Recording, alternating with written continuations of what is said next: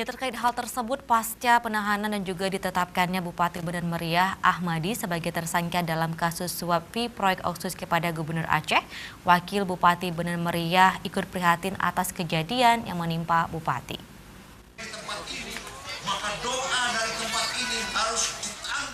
Pasca penahanan Bupati Bener Meriah Ahmadi oleh Komisi Pemberantasan Korupsi dalam OTT di Aceh, di mana dirinya diindikasikan memberi suap kepada Gubernur Aceh untuk memperlancar proyek dana otonomi khusus pembuatan infrastruktur jalan di wilayahnya.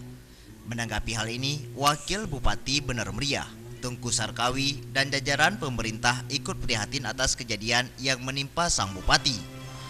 Atas kasus yang dialaminya, dirinya berharap Bupati mendapatkan hak dan keadilan hukum atas proses yang dialaminya, dan berharap supaya Bupati hanya menjadi saksi atau tersangka sementara. Sejauh ini, pelaksanaan kegiatan pemerintahan tetap berjalan sebagaimana biasanya, dan warga juga tidak merasa terganggu dengan penahanan Bupati. Wakil Bupati juga berharap agar warga Bener Meriah selalu menjaga stabilitas, agar tidak ada pihak yang menggunakan kejadian ini sebagai hal yang negatif.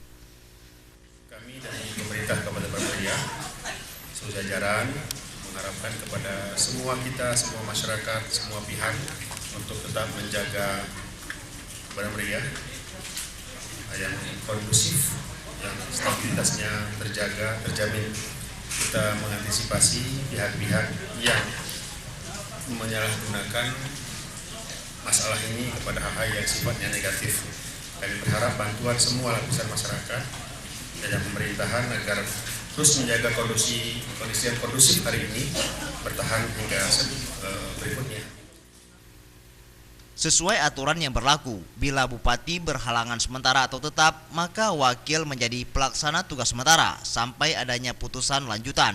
Dan saat kejadian, Wakil Bupati sedang menjalani kegiatan dinas luar daerah di kawasan pesisir Aceh, yaitu Aceh Timur. Dan mendengar adanya kejadian tersebut, dirinya langsung balik ke Bener Meriah. Dari Bener Meriah, Tim Liputan, Aceh TV.